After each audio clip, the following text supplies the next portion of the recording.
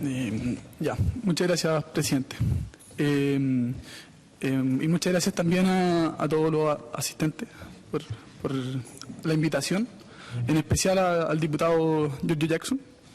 La invitación que se nos hace a esta comisión es a entregar nuestra opinión respecto del proyecto que pone término a lo que podríamos denominar el primer tiempo de la reforma, como lo es la etapa prelegislativa.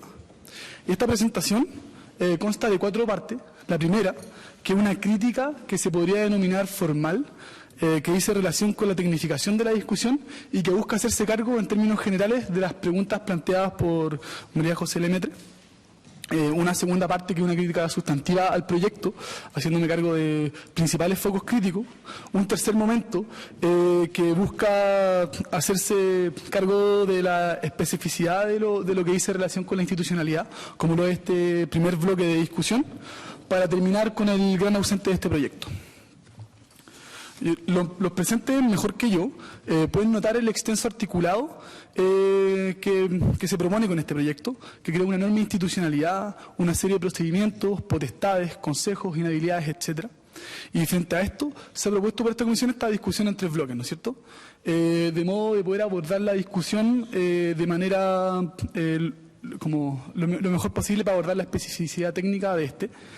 Y si bien nosotros consideramos que el aspecto técnico es de suma relevancia, dado que es lo que materializa una decisión, creemos que la alta tecnificación de la discusión no alcanza a esconder algo que estimamos sumamente grave, que dice relación con la falta de decisión respecto a un horizonte.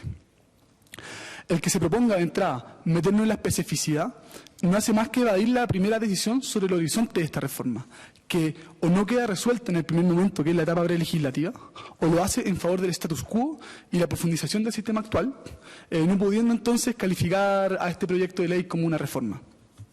Es decir, si se plantea la discusión en términos como lo hizo la ministra del PIAN en esta misma comisión el 6 de julio, de dibujar un camino para que nuestra educación sirva no solo para el presente, sino que también para el futuro, es necesario definir qué futuro queremos. Y este proyecto es el resultado de una gran indefinición, como ya lo mencionaba María José Lemaitre hace un instante.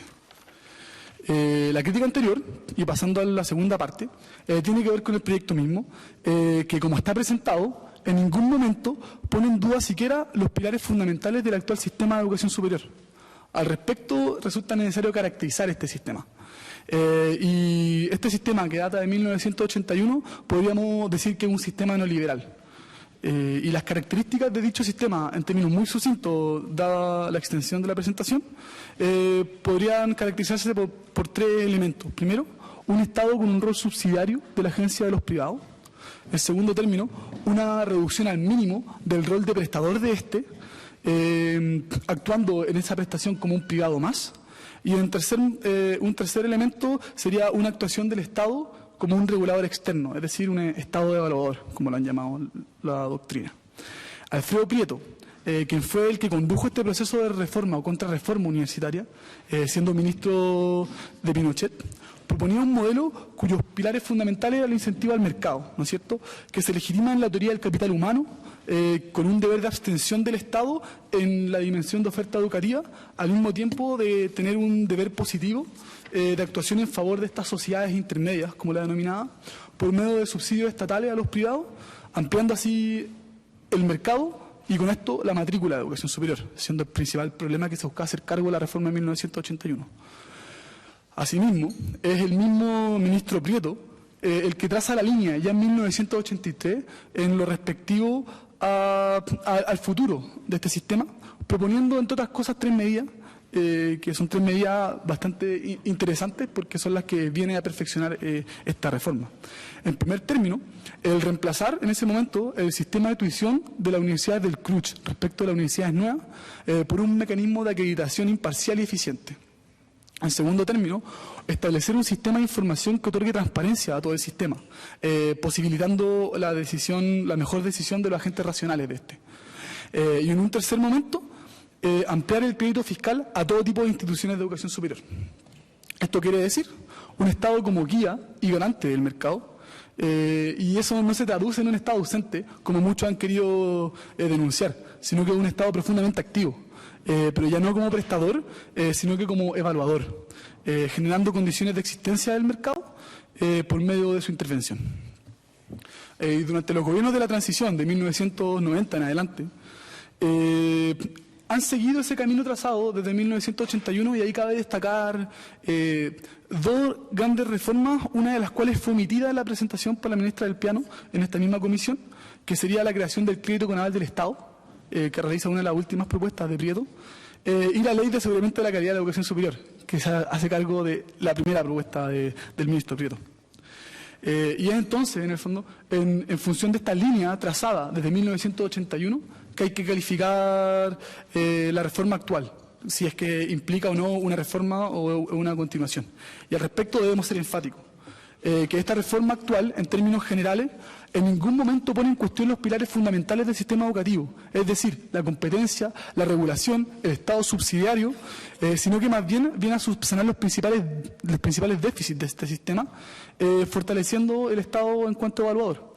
Y al respecto, como no estoy diciendo acá que el problema de si hay más o menos regulación es algo irrelevante, sino que de hecho es relevante, pero creemos que el problema es que la discusión se aboque tan solo a eso. Y esto se puede observar, por ejemplo, desde el punto cero, como lo planteaban, pero contrariamente a lo que planteaban en la exposición anterior los miembros de Libertad y Desarrollo, que tiene que ver con los principios. Los principios son muy conservadores, dándole primacía al principio de libertad y al principio de autonomía, y una omisión durante todo el proyecto, desde el mensaje hasta el final, de la idea de derechos sociales, idea contenida en las presentaciones a principio de año de la misma presidenta en el Banco Interamericano de Desarrollo, y que también está contenida en el programa de gobierno. Ya en un segundo término, si bien se debe celebrar que se subsana el déficit del sistema de no tener un órgano rector, dado que la capacidad de la DIVESUP no tenía las potestades suficientes para hacerse cargo de este crecimiento explosivo de la matrícula en los últimos 26 años, por medio de la creación de esta subsecretaría, en ese acto no interviene en ningún momento la proporción privado-pública que afectó gravemente este crecimiento de matrícula. En tercer término, lo vemos también en que, si bien se establecen normativas generales con la creación de este nuevo sistema, que algunos han llamado nuevo Código de Educación Superior, no distingue, sino que hace desaparecer la distinción entre universidades del CRUCH y universidades privadas fuera del CRUCH, lo que hace es diluir la distinción entre un sistema público y un sistema privado.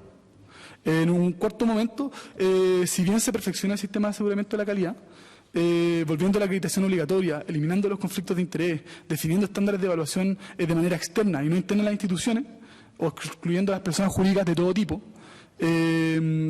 así entre otras cosas. Los fines declarados por la misma ministra de Educación en todas las oportunidades dicen relación con responder al principal problema del mercado, como lo es la asimetría de información y el problema de información, sin hacerse realmente cargo del perfeccionamiento de la calidad por medio del fortalecimiento de las instituciones y estableciendo un sistema que lo que busca es hacer como definir estándares de evaluación, que eso no es aseguramiento de la calidad desde nuestro entender, sino que es simplemente como saber el estado de calidad en la que están las instituciones. Asimismo, si bien se establece una superintendencia, lo cual consideramos relevante y necesario, esto es fortalecer justamente la función de policía de la administración del Estado, propia del Estado evaluador. Lo mismo ocurre con la prohibición del lucro, que si bien es un avance respecto a la normativa actual, no es suficiente, y que sea un régimen voluntario en materia técnico-profesional es algo sumamente preocupante, porque está hablando que esa educación, como señalaba anteriormente María José Lemaitre, es una educación de segundo pelo, lo cual resulta del todo inaceptable. En sexto término, si bien se establece un régimen distinto entre las universidades estatales, primero se establecen contenidos estatutarios que son más conservadores que muchas de las reformas en curso de muchas de las instituciones de educación superior, dentro de las cuales se encuentra en la que yo soy estudiante, como la Universidad de Chile.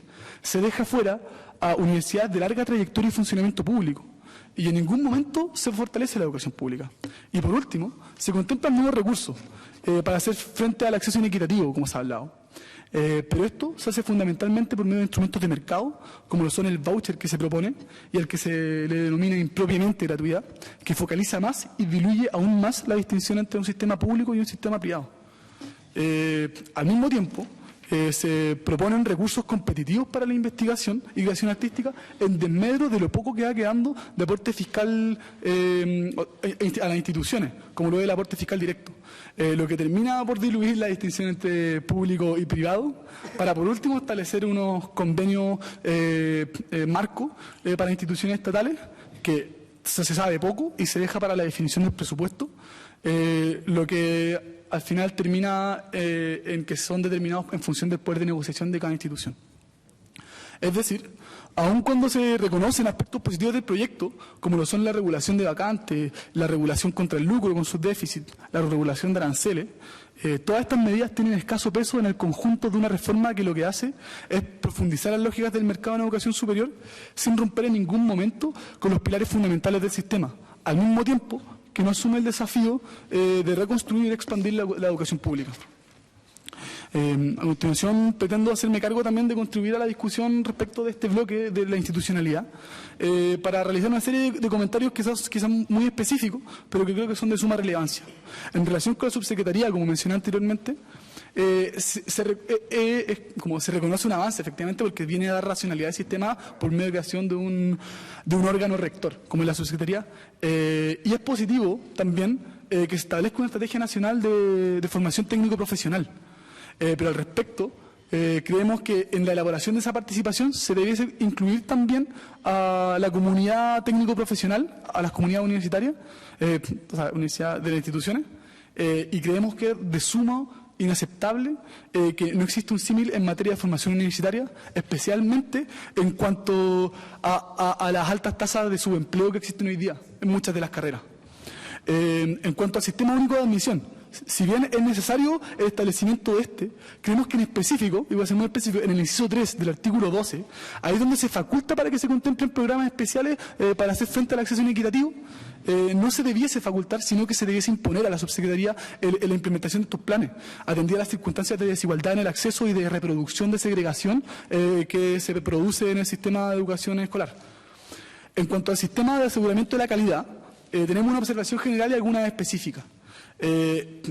Como se anunció brevemente anteriormente, este sistema se mantiene dentro de las lógicas del mercado y del Estado subsidiario, fomentando las instituciones por competencia en los niveles, es decir, por estar acreditadas en primer término y por competir, por estar en C, B o A. Y sin embargo, y eso lo encontramos de sumo criticable, sin embargo, dentro de las racionalidades mismas del sistema también encontramos algunos déficits. Se celebra que sea obligatoria, que la definición de estándares sea externa a las instituciones, pero el que se amplíe la acreditación a 8 años hace menos rigurosa la acreditación de lo que lo establecido por la ley vigente. Al mismo tiempo, la CNA hoy día contempla la participación de estudiantes, cosa que este proyecto no contempla. Como preocupa el conflicto de interés de los pares evaluadores, en razón que con las inhabilidades de estos, establecidas en el artículo 52, son menores a las establecidas por la misma ley de aseguramiento de la calidad vigente.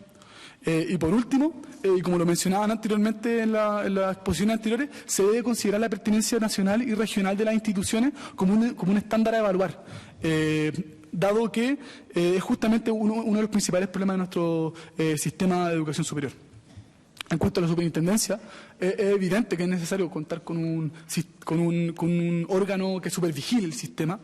Sin embargo, además de la crítica que hacía anteriormente, creo que hay un déficit respecto de las sanciones, que son menores a las contempladas en las propuestas de borradores y presentaciones del gobierno con anterior a la presentación del proyecto, en particular porque no se contemplan sanciones como la revocación del reconocimiento oficial de las instituciones, la prohibición temporal de admitir estudiantes nuevos y la prohibición temporal de percibir fondos públicos. Ahora quiero pasar al cuarto y último momento de esta presentación, que tiene que ver con el principal ausente de todo este proyecto, que es la educación pública, como bien lo dijo en su palabra María José Lemaitre. Y como se deja ver de lo que va de esta exposición, esta omisión creemos que no es solo un déficit. En la medida en que el proyecto omite la reconstrucción y el fortalecimiento de la educación pública y se refuerza el rol del Estado en cuanto a regulador, profundizando el mercado de la educación, lo que se hace al final es reproducir las condiciones de segregación heredadas del sistema escolar. por medio de la fuerte diferenciación vertical de las instituciones según calidad y el acceso que tienen, por medio de criterios de selección en virtud del desempeño. Y esto lo que hace también es desplazar del corazón a lo público del corazón de la calidad, que creemos que es donde tiene que estar. Y esta omisión parte con el diagnóstico que hace la misma ministra en esta comisión, y en esa oportunidad hablaba sobre la evolución de la matrícula, presentando este mismo cuadro, y al respecto quería decir lo siguiente, que ni en dicha oportunidad, en la que se suscitó fuerte discusión por la emisión del valor de los CFT, así como de la diferencia de los valores en razón de las fuentes consultadas, que muchos acá levantaron voces, así como ni en el mensaje, por lo que aún menos en el proyecto, se evidencia y problematiza el hecho de que durante los últimos 26 años la diferencia de crecimiento de las universidades públicas, como ya bien lo mencionaba el presidente a unas palabras atrás, universidades públicas por fuera de universidades públicas, fue significativamente menor al crecimiento de las universidades privadas y al crecimiento de los institutos profesionales. Y al respecto, creo que es importante ahondar un poco más en ese aspecto. Los fines declarados por los impulsores de la Ley General de Universidades de 1981 era el aumento de participación privada en el sistema educativo superior. Estas políticas se han ido profundizando en los últimos 35 años y han sido muy eficientes, como lo deja ver este gráfico. Y si uno observa en términos de participación relativa en el sistema de educación superior, se observa un acelerado crecimiento del sector privado en detrimento de las instituciones públicas. De pasar de un sistema preponderantemente público a inicios de los 70, nos encontramos con que las instituciones estatales tienen menos del 15% de participación en el total de la matrícula, mientras que la matrícula privada tiene el resto. Y esto se deja ver con claridad en el siguiente gráfico, en el que se evidencia en el fondo el estado actual del sistema, donde es el 14,7%. Pero dicho aumento, y creemos que es lo más grave, tiene como correlato una transformación en el financiamiento del Estado a la educación superior, pasando de aportes directos a las instituciones a un aporte orientado a la demanda.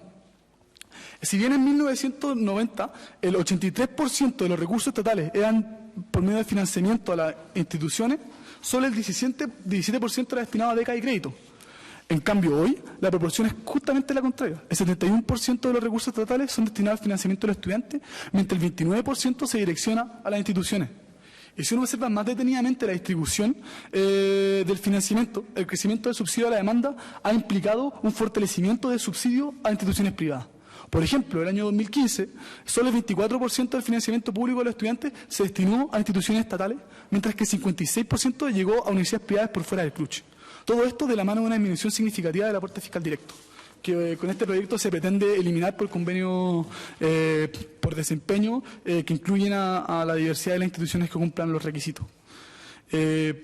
Con estos números que presento, el objetivo es evidenciar que el incremento de la matrícula privada no se debe solo a un rol pasivo del Estado, que de hecho tiene una prohibición legal de aportar presupuesto por medio de vías distintas de la ley, sino que es el mismo Estado, por medio de diferentes mecanismos de mercado, becas y créditos, donde el CAE toma un rol muy importante, el que ha propiciado este crecimiento privado, que como se ha evidenciado por medio de las dos comisiones investigadoras, es de dudosa probidad, y que ha motivado importantes investigaciones hoy día también en el Ministerio de Educación.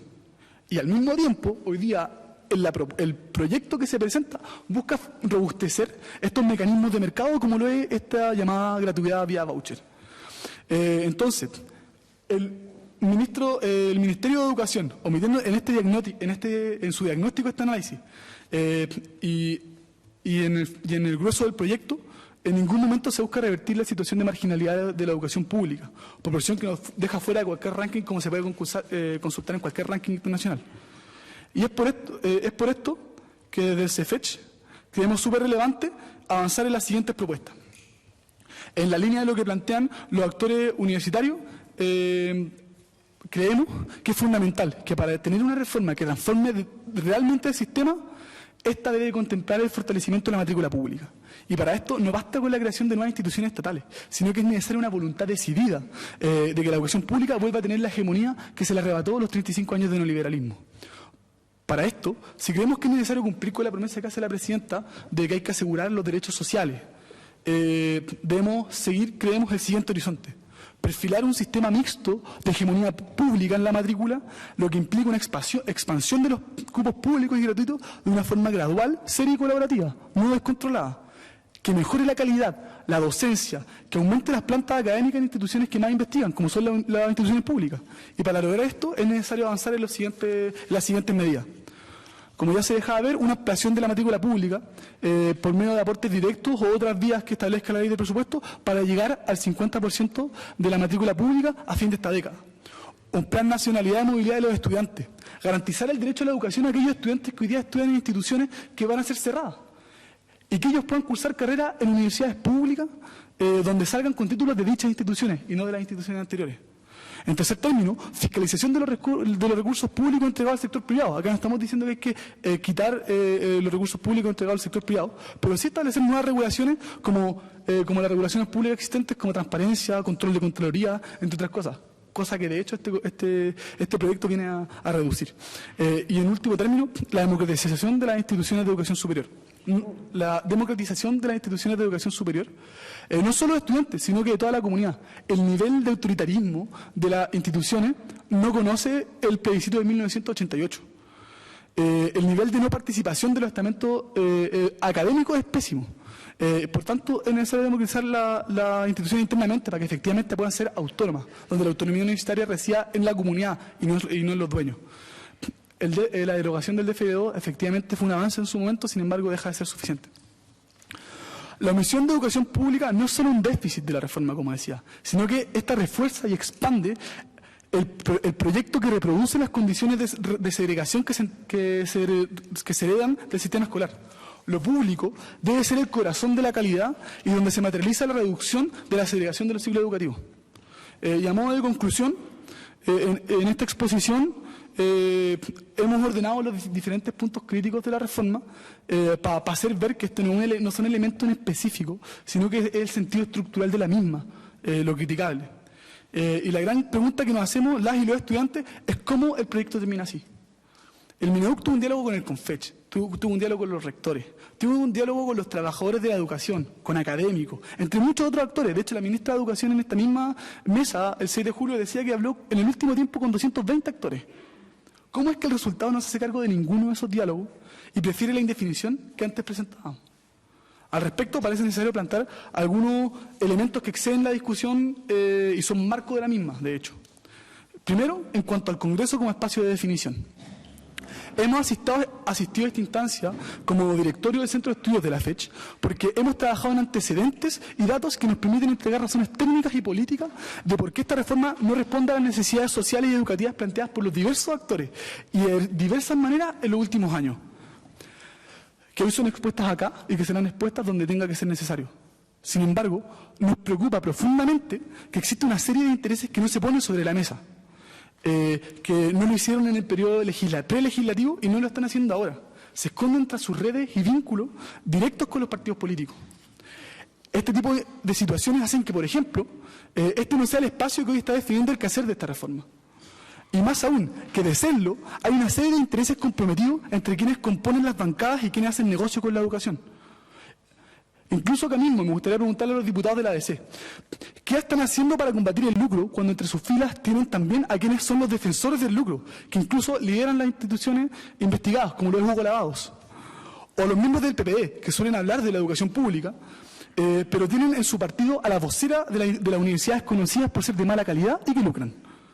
Como decía antes, nos preocupa que estas presentaciones, así como nos ha pasado con la ministra como estudiante, sean pantomimas y queremos que realmente se escuche a la ciudadanía. Para ello hay que atreverse a hablar de todos los intereses que están en juego y tomar decisiones. En cuanto al posicionamiento de las bancadas y de la presidenta, en virtud de lo expresado anteriormente, hasta ahora no hay claridad respecto a si se legislará o no, o como decía anteriormente, cuál es la postura de cada actor respecto a este proyecto. Y si no se abre el debate, esta reforma saldrá tal cual y empeorará el sistema de educación superior profundizando el mercado. Incluso puede terminar aún peor como lo fue la reforma laboral. Son preguntas legítimas, creemos que tenemos como estudiantes, que por años hemos peleado por la existencia de esta reforma. Y que hoy no queremos, que hoy no se quiere cursar, porque no se quiere escuchar tampoco a los actores de la educación. Y lo fundamental entonces es remediar esos errores. Legislar tendrá sentido en la medida en que implique implementar el derecho a debatir. Y sobre todo, que la reforma refleje los intereses sociales y no sea un mero ajuste a la medida de los empresarios. Por último, y para terminar, el rol del Ministerio de Educación y otras carteras, creemos y hemos visto todos realmente que el Ministerio juega un rol poco gravitante en la discusión de esta reforma, mientras que las Express, Hacienda, se vuelven los principales motores del proyecto, ¿no es cierto? Pero no solo eso. El Mineduc, en sus escuetas intervenciones, termina reconociendo los errores del gobierno en materia de gratuidad 2016, hablando de las universidades que se colaron, y pocas horas después pide disculpas a los involucrados en investigaciones por lucro por esta misma Cámara. Del mismo modo, destituyó a una rectora por su rol en el debate público, haciendo alusión a que esta sería contrario a los intereses gubernamentales, pasando a hallar principios básicos de la democracia. Pero no solo eso. Además, presenta los estatutos de la Universidad ISEN sin consultarle a su universidad tutora, pasando a hallar acuerdos mínimos con sus propias instituciones. Y en la medida en que la discusión sobre la reforma no se abra a discutir de cara a todos los actores y transparentando todas las posiciones para definir un horizonte común que hoy día no está definido, seguiremos con las políticas neoliberales que han caracterizado los últimos 35 años de educación superior. Muchas gracias, presidente. Muchas gracias.